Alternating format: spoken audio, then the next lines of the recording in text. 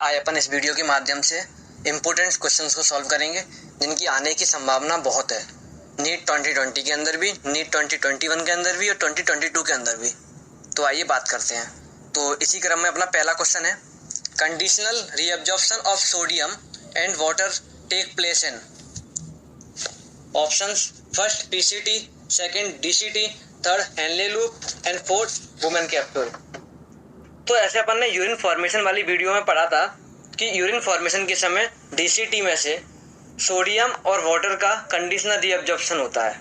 ये एडीएच के प्रेजेंस में होता है, जो कि एक हार्मोन है जिसको अपन वेसोप्रेसिन भी कहते हैं, जो पोस्टीरियर पिट्यूटरी में स्टोर होता है और वहां से रिलीज होता है। बेसिकली ये बनता हाइपोथैलेमस के अंदर है। तो इस तरीके से इस क्वेश्चन का आंसर होगा अपना DCT. Second question, maturation is due to, maturation किस कारण की वजह से होता है? पहला option, relaxation of smooth muscle of urinary bladder, second contraction of urethral sphincter, third relaxation of urethral sphincter, fourth peristalsis in ureter. तो अपन ने जब मैच्योरेशन पढ़ा था अपनी पिछली वीडियो के अंदर, उसमें अपन ने ये जाना था कि जब यूरिनरी ब्लैडर के अंदर यूरिन फिल होती है तो उसके स्ट्रेच रिसेप्टर में स्टिमुलेट होते हैं, क्योंकि जब यूरिनरी ब्लैडर अपना स्ट्रेच होगा फिर वहां से सिग्नल जाते हैं अपने सीएनएस के पास, फिर सीएनएस से मोटर नर्व के थ्रू सिग्नल आते हैं ब्लैडर के पास। तो ब्लैडर क्या करता है? कॉन्ट्रैक्ट करता है। ब्लैडर के कॉन्ट्रैक्ट होने के कारण यूरेथ्रल स्पिंटर रिलैक्स करते हैं, जिसकी वजह से मैच्योरेशन वाली प्रोसेस हो पाती है। तो इसका अपना ऑप्शन जाएगा relaxation of urethral sphincter, option number 3। क्योंकि पहला ऑप्शन इसलिए नहीं होगा क्योंकि उस ऑप्शन में उन्होंने लिखा है कि रिलैक्सेशन ऑफ स्मूथ मसल्स, नहीं, यहाँ पर कॉन्ट्रैक्शन ऑफ स्मूथ मसल होता तो ये वाला ऑप्शन एकदम सही हो जाता। इसलिए ऑप्शन जाएगा अपना third, relaxation of urethral sphincter. तो अब थर्ड क्वेश्चन की बात करते हैं। ये क्वेश्चन बेसिकली अपना एंजियोटेंसिन 2 के ऊपर है। Which point are not correct about angiotensin second? तो A, decrease the glomerular blood pressure, B, activate the adrenal cortex to release aldosterone, C, powerful vasoconstrictor, D, decrease the GFR, E, activate the JG cell to release renin. तो कौन सा option angiotensin 2 के related में गलत है, ये question पूछा गया है। तो एंजियोटेंसिन 2 के बारे में बता देता हूँ आपको क्या होता है। एंजियोटेंसिन 2 है, उसके दो काम होते हैं। ये एक पहले स्ट्रॉन्ग वेसोकॉन्स्ट्रिक्टर है। इसका मतलब ये ब्लड वेसल्स को कॉन्स्ट्रिक्ट कर देता है, जिसकी वजह से ब्लड प्रेशर बढ़ जाता है, जीएफआर बढ़ जाती है, बीपी बढ़ जाता है। या फिर ये एड्रिनल कॉर्टेक्स को एक्टिवेट करता है, जो कि फिर रिलीज करता है एल्डोस्टेरोन को। और एल्डोस्टेरोन एक साल्ट रिटेनिंग हार्मोन है, जिसके थ्रू सोडियम और वाटर का रीअब्जॉर्प्शन होता है, तो ब्लड वॉल्यूम बढ़ता है, जिससे बीपी बढ़ता है और जीएफआर बढ़ जाता है। तो इसके ऑप्शन देखते हैं अपन कौन कौन से करेक्ट ऑप्शन है, कौन कौन से इनकरेक्ट पूछे इन्होंने अपन से। अपन को ये बारीकी से देखना है पेपर के अंदर करेक्ट पूछा है कि इनकरेक्ट पूछा है। तो उन्होंने इसमें पूछा है कि कौन सा इनकरेक्ट है। तो पहला ऑप्शन था अपना decrease the glomerular blood pressure, गलत। ये ग्लोमेरुलर ब्लड प्रेशर को बढ़ाते हैं क्योंकि ये वेसोकॉन्स्ट्रिक्टर हैं। सेकंड था activate the adrenal cortex to release aldosterone, तो बिल्कुल सही बात है, ये एड्रिनल कॉर्टेक्स को एक्टिवेट करते हैं जिससे एल्डोस्टेरोन रिलीज होता है। थर्ड ऑप्शन पावरफुल वेसोकॉन्स्ट्रिक्टर, बिल्कुल सही बात है। Fourth option decrease the GFR, ये जीएफआर को डिक्रीज नहीं करते हैं, जीएफआर को इंक्रीज करते हैं, क्योंकि ये ब्लड प्रेशर को इंक्रीज कर रहे हैं इसलिए।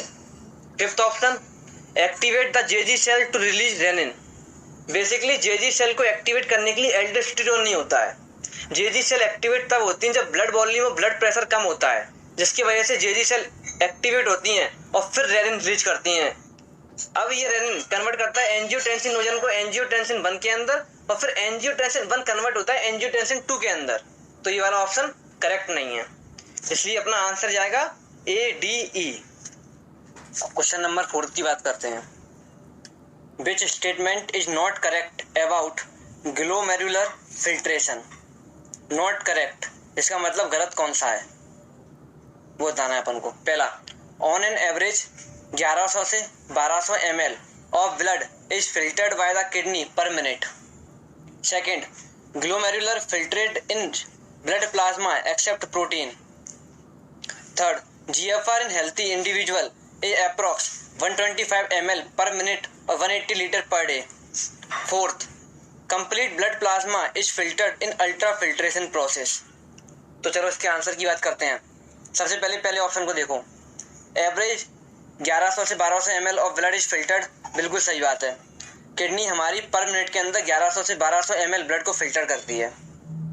ग्लोमेरुलर फिल्ट्रेट क्या होता है? जितना भी फिल्ट्रेशन होकर आया है उसको कहते हैं ग्लोमेरुलर फिल्ट्रेट, जिसके अंदर सारी चीज़ें होती हैं लेकिन मैक्रोमोलिक्यूल नहीं होते, जैसे कि प्रोटीन नहीं होगी। तो ये ऑप्शन भी सही होता है। Third option, GFR in healthy person is 125 ml पर मिनट, ये बात बिल्कुल सही है, ये तो याद करने वाला ऑप्शन है। Fourth, complete blood plasma is filtered in ultra filtration process. Ultra filtration process जो कि यूरिन फॉर्मेशन की पहली प्रोसेस है, उसके अंदर कंप्लीट ब्लड प्लाज्मा फिल्टर्ड नहीं होता है, क्योंकि पूरा ब्लड प्लाज्मा फिल्टर इसलिए नहीं होता है क्योंकि प्लाज्मा प्रोटीन रह जाती हैं जो कि मैक्रोमोलिक्यूल है, वो फिल्टर्ड होके नहीं आती हैं, इसलिए ये वाला ऑप्शन गलत हो गया। तो आंसर जाएगा फोर्थ ऑप्शन अपना। तो अब बात करते हैं फिफ्थ क्वेश्चन की तरफ। Find out the incorrect statement. पहला, ammonia is the most toxic form and require large amount of water for its elimination, बिल्कुल सही बात है। अमोनिया की टॉक्सिसिटी सबसे ज़्यादा होती है, फिर उसके बाद यूरिया की, फिर यूरिन की। जितनी ज़्यादा टॉक्सिसिटी होगी उतनी ज़्यादा वाटर रिक्वायर्ड होगा उसके पास आउट के लिए। तो पहला ऑप्शन बिल्कुल सही है। Second option, kidney do not play any significant role in ammonia removal, बिल्कुल सही बात है। अमोनिया रिमूवल के अंदर डिफ्यूजन प्रोसेस के थ्रू अमोनिया बॉडी से रिमूव होती है। Third option, human kidney can produce only hypertonic urine nearly 5 times concentrated than the initial filtrate, गलत बात है। 4 times कंसनट्रेटेड होती है, ना कि 5 times। Fourth option, urea may be retained in the kidney matrix of some animal to maintain a desired osmolarity. Collecting duct के through urea कुछ अपने इंटेस्टिशियल फ्लूइड के अंदर आ जाती है ऑस्मोलैरिटी को मेंटेन करने के लिए। तो इन सब ऑप्शंस में इनकरेक्ट ऑप्शन था अपना थर्ड वाला, जिसके अंदर 5 times कंसनट्रेट हो रही थी, लेकिन ये 4 times कंसनट्रेट होती है। ह्यूमन किडनी को सिर्फ 4 times कंसनट्रेट कर पाती है, ना कि 5 times। तो आंसर जाएगा ऑप्शन नंबर 3। बात करते हैं अगले क्वेश्चन की। In which part of nephron electrolyte are not absorbed. इन्होंने ये पूछा है कि ऐसा कौन सा पार्ट है नेफ्रॉन का जिसमें इलेक्ट्रोलाइट का रीअब्जॉर्प्शन ना होता हो। तो पहला ऑप्शन पीसीटी में होता है और एनसीईआरटी की लाइन भी है। 70 से 80% वाटर और इलेक्ट्रोलाइट पीसीटी के अंदर रीअब्जॉर्ब हो जाते हैं। डीसीटी के अंदर पढ़ाया अपन ने, कंडीशनल रीअब्जॉर्प्शन होता है सोडियम का, तो इसके अंदर भी होता है। अब आती है हेनले लूप के बारे में। तो हेनले लूप के 2 लिम्ब होते हैं, एक डिसेंडिंग लिम्ब है, एक असेंडिंग लिम्ब है। अब जो असेंडिंग लिम्ब है वो वाटर के लिए इम्परमेबल होता है, लेकिन इलेक्ट्रोलाइट के लिए परमेबल होता है। इसका मतलब असेंडिंग लिम्ब के अंदर इलेक्ट्रोलाइट का रीअब्जॉर्प्शन होता होगा। डिसेंडिंग लिम्ब की बात करेंगे तो ये इलेक्ट्रोलाइट के लिए इम्परमेबल होता है और वाटर के लिए परमेबल होता है। तो डिसेंडिंग लिम्ब के थ्रू इलेक्ट्रोलाइट का रीअब्जॉर्प्शन नहीं होता है। तो अपना आंसर जाएगा third, descending limb of Henle loop. इसके अंदर इलेक्ट्रोलाइट का रीअब्जॉर्प्शन नहीं होता। यदि यहाँ पर अपन से ये पूछते कि वाटर का रीअब्जॉर्प्शन किसके अंदर नहीं होगा, तो आंसर जाता अपना ascending limb of Henle loop, क्योंकि असेंडिंग लिम्ब वाटर के लिए इम्परमेबल होता है। अब अगले क्वेश्चन की बात करते हैं। Find out the correct statement. पहला option, an increase in body fluid volume stimulate ADH release. तो अपन ने पढ़ा था जब भी फ्लूइड लॉस होता है बॉडी से तब ऑस्मोरिसेप्टर स्टिमुलेट होते हैं, जिनके थ्रू अपना एडीएच का सीक्रेशन बढ़ता है। बल्कि इसके अंदर दिया है कि ब्लड वॉल्यूम बढ़ गया है तो एडीएच का रिलीज बढ़ जाएगा, गलत बात है। जब ब्लड वॉल्यूम बढ़ेगा तो एडीएच का रिलीज नहीं होगा, ये सप्रेस हो जाएगा। तो पहला ऑप्शन गलत। Second option, a fall in glomerular blood flow can activate the JG cell to release renin, बिल्कुल सही बात है। जब ग्लोमेरुलर ब्लड फ्लो कम होगा तो जीएफआर कम होगी, जिसकी वजह से जेजी सेल एक्टिवेट होते हैं और रेनिन रिलीज करते हैं, जो कि फिर एंजियोटेंसिन को कन्वर्ट करता है एंजियोटेंसिन 1 के अंदर, फिर एंजियोटेंसिन 1 कन्वर्ट होता है एंजियोटेंसिन 2 के अंदर, फिर वो ब्लड वॉल्यूम को नॉर्मल कर देता है, अपने बीपी को नॉर्मल कर देता है। अब थर्ड ऑप्शन की बात करते हैं। Angiotensin 2 being a powerful वेसोडायलेटर decrease the glomerular blood flow, बिल्कुल गलत बात है। एंजियोटेंसिन 2 एक पावरफुल वेसोकॉन्स्ट्रिक्टर है, लेकिन एएनएफ होता है वो वेसोडायलेटर होता है। तो एंजियोटेंसिन हमेशा ब्लड प्रेशर को बढ़ाता है, तो ये वाला ऑप्शन गलत। फोर्थ ऑप्शन की बात करते हैं। Decrease in blood flow to the atria of heart can cause the release of ENF एक फैक्टर होता है। गलत बात है। जब भी ब्लड फ्लो एट्रिया के अंदर बढ़ता है तब ENF रिलीज होता है, जो कि एक अच्छा वेसोडायलेटर है। एक्टिवेट होगा तो ब्लड वेसल का डायरेक्शन करा देगा, जिसकी वजह से बीपी कम, ब्लड वॉल्यूम कम, GFR कम। तो इस तरीके से अपना इसका आंसर जाता है सेकंड वाला। अगले क्वेश्चन की बात करते हैं। Which of the following play a significant role in producing concentrated urine? Option 1 PCT and Henle loop, option 2 Henle loop and vasa recta, option 3 collecting duct and DCT, option 4 collecting duct and PCT।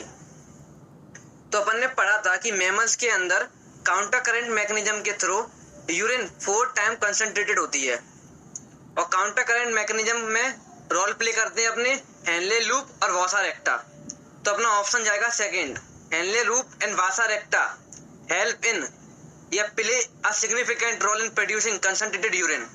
तो option 2 is correct option. अगले question की बात करते हैं। Which part of nephron is not situated in the cortical region of the kidney? तो अपन ने जब नेफ्रॉन पढ़ा था तो पढ़ा था इसके बारे में। Option 1 Malpighian body, option 2 PCT, option 3 DCT, option 4 loop of Henle. तो करेक्ट ऑप्शन है फोर्थ ऑप्शन। अब अगले क्वेश्चन की बात करते हैं। Vasa recta is well developed in which type of nephron? First cortical nephron, second juxtamedullary nephron, और third all the above. इसके अंदर 3 ही ऑप्शन है। क्वेश्चन में ये पूछा है कि वासा रेक्टा किस नेफ्रॉन के अंदर वेल डेवलप्ड फॉर्म में पाई जाती है? तो आंसर जाता है अपना जस्टामेडुलरी नेफ्रॉन, ऑप्शन नंबर 2।